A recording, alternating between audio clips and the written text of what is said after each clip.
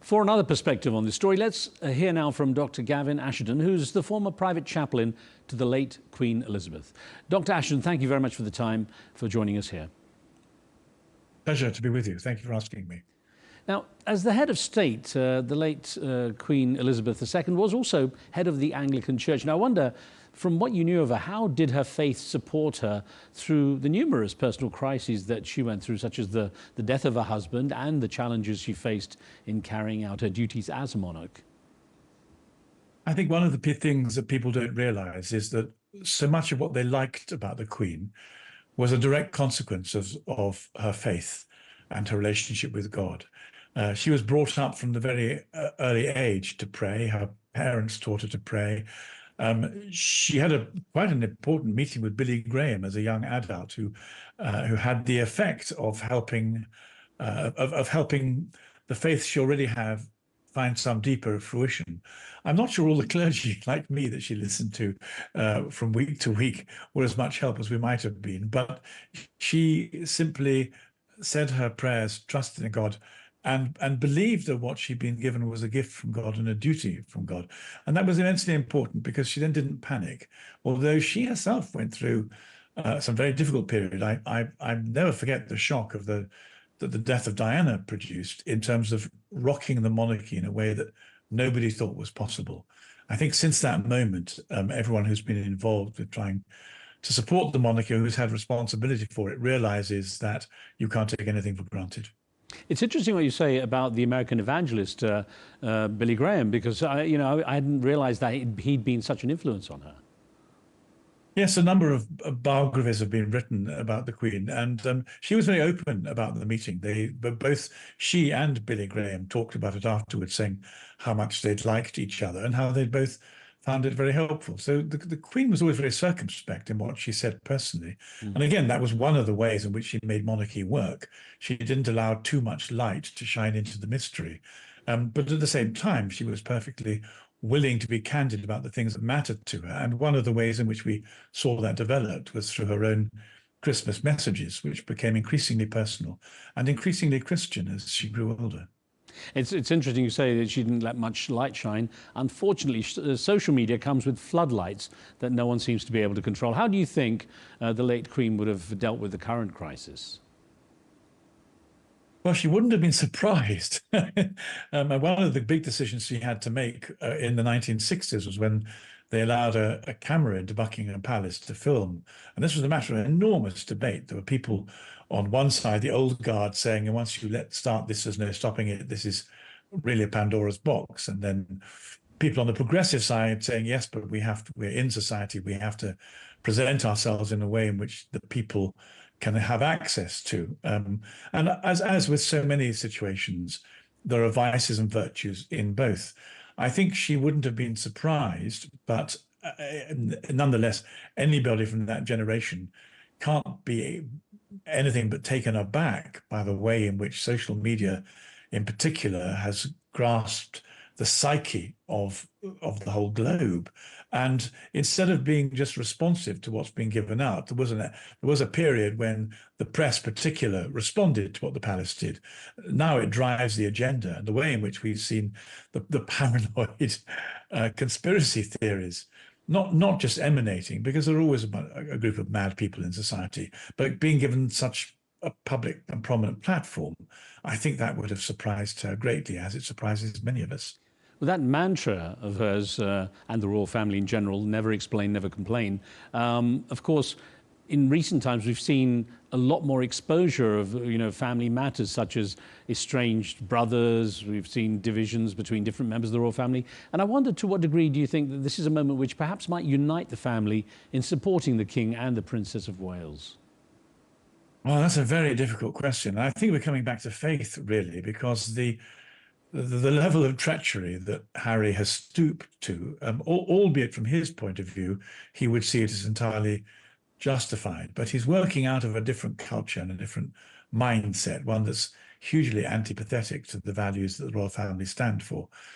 So it's almost like as if the two elements embody two different cultures, two different ways of living. But the level of offense that's been caused, even for most families, families would be beyond repair. However, and I think this is this is part of the difficulty about the fact that William says he's at the moment really quite agnostic and doesn't share either his father or his grandmother's faith. And he's perfectly entitled to do that. And whether he should say so at the moment is another. We're back into the explain, but never explain issue. But there's no doubt at all that reconciliation will require a degree of Christian forgiveness that is beyond the reach of most people in their own strength.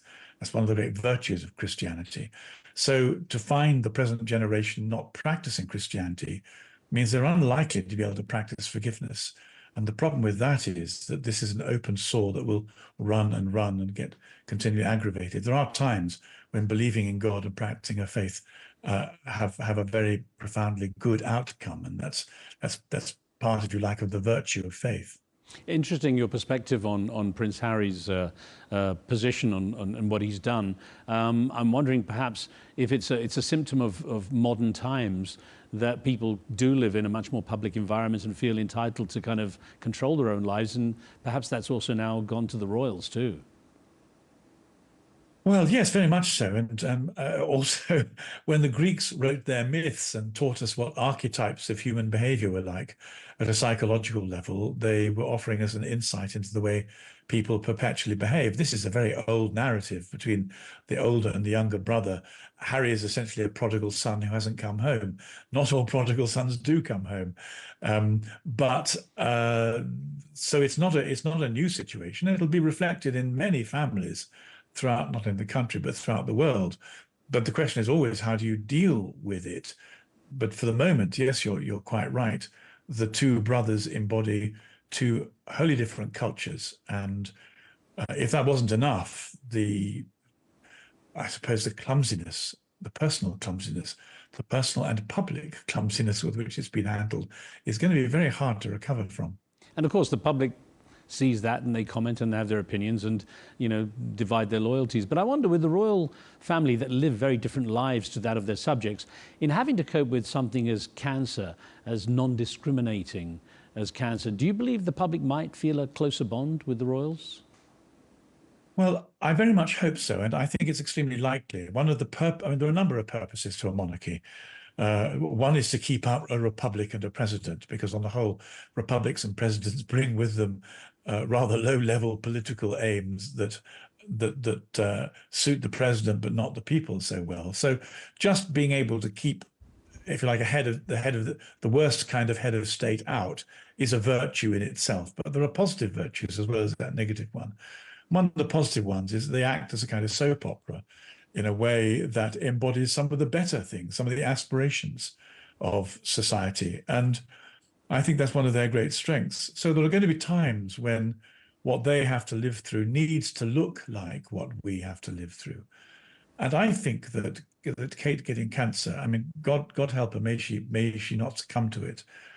But I think there are a lot of people who are suffering with cancer, which is a very frightening disease and kills 30% of us, who will find it an immense comfort that it's not just them. They wouldn't wish it on Kate for a second. But the fact she's in there with them, I think, is important. It's not unlike the time in the Second World War when the King and the Queen walked around the East End of London, and there was a moment when a bomb fell on Buckingham Palace, and that was the point where the King said, "I can look my people in the eye now." Kate can look everyone in the eye because of this dreadful disease. And I think in terms of the human condition and how we struggle with our mortality and all the tragedies that affect us, as well as the joys, having the royal family experience not an immune life with the best doctors and the best of everything, having them experience the human condition like this is a great strength for some of the people who suffer. And sadly, of course, at a very young age for her as well. Now, the UK has seen dwindling church attendance numbers in recent years. And I wonder to what degree that makes the royal family's religious role more or less important. Well, you're touching on something that I think is very important, and that I'm out of kilter with. I don't agree with the way in which King Charles has extended his defense of the Christian faith to defense of all faiths. I understand why, because I I shared those views for a while. I was a professor of psychology, and I became a Jungian. And essentially, Charles was profoundly influenced by Jungian thought in his early life through the oversight of a man called Lawrence van der Post, who had a deep effect on him. But what Charles is doing is going with the grain of society. The problem is that monarchy is a profoundly Christian creation. It doesn't and can't exist outside the framework of Christian belief. It's incapable of being adapted into a multi-faith situation for reasons that are complex, but can't be explained here. And so the difficulty that the present situation presents us with is that the very people who are most likely to support the monarchy in any circumstances at all are committed Christians who understand how both the faith and the monarchy are interdependent. By trying to please people who are not Christians or who are only nominal Christians, or who are anti-Christian, being atheists, Charles is giving the monarchy into the care of people who don't understand the monarchy and don't particularly identify with it and won't support it in times of real trouble. It's not a good strategy to abandon your core supporters and make yourself vulnerable to people who ideologically don't really care one way or the other.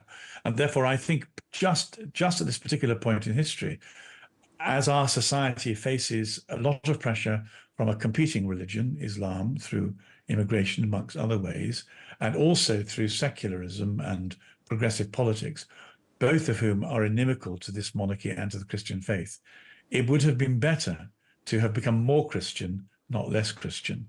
Now, my view is that by becoming less Christian, the monarchy itself will be undermined, and won't be able to survive the intense pressures that are being brought on it. I wonder, Dr. Asheden, in what way undermined? I mean, there's a large Muslim population in Britain and other faiths who hugely support the royals, who are big fans of the royals, and you know, irrespective of the faith of the royals, the Christian faith of the royals, they would stand fast behind the royal family as Brits. Well, I think that's a perfectly reasonable view when things are going well. But the problem is that things sometimes don't go well. And I mean, I go back to the death of Diana, when the population turned against the royal family in an extraordinary eruption of grief and anger. One never knows what's going to happen. But I could be wrong, of course. But it's simply my view that the monarchy doesn't make much sense if you change the basis on which it's created. I mean, for example, if we had to start again and said, well, all right, let's begin with a new monarchy, and we're going to bring into it elements of Islam, Buddhism, Hinduism, Christianity, atheism, agnosticism, and so on, because it's going to embody a particular series of core values. I've seen people set about trying to do that, and it just doesn't work.